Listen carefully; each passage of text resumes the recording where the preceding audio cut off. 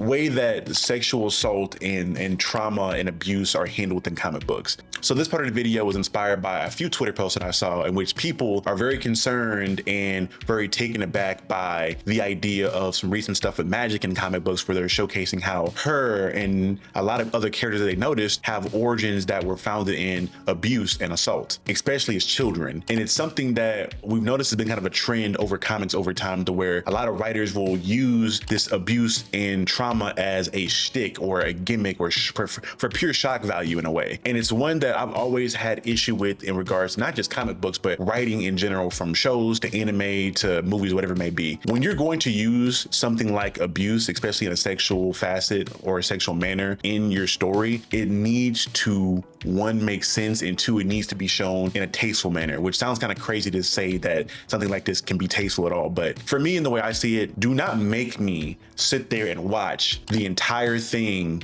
be a event that's going on in front of me, if that makes any sense. I can deal with implied abuse, and you can kind of let me know like, hey, this character is going through these things because they suffered this trauma. Cool, we can use that and keep it going. But whenever I'm forced to see panels or a scene where a character, a woman in particular, or a child is being abused in any manner, especially that being a sexual one, it pisses me off a little bit, because you're doing this to make me mad and to make me feel uncomfortable, which I feel like I'm gonna be just as uncomfortable if you would have implied that thing, if you would have maybe shown like a silhouette, even though like that's even pushing it. But for me, we have a lot of instances and a lot of ways where comic books are showing these panels of characters being made to go through these really crazy and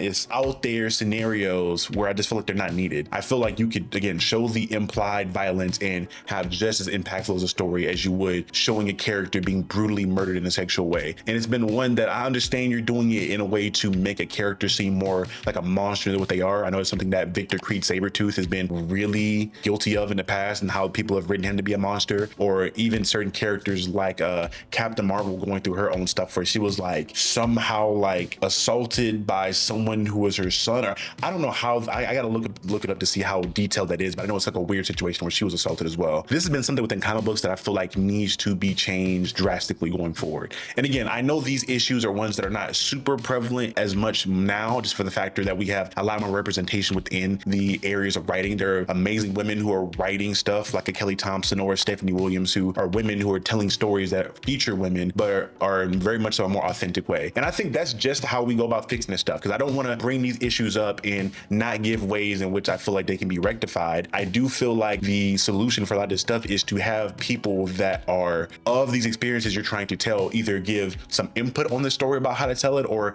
be the ones that write this story outright.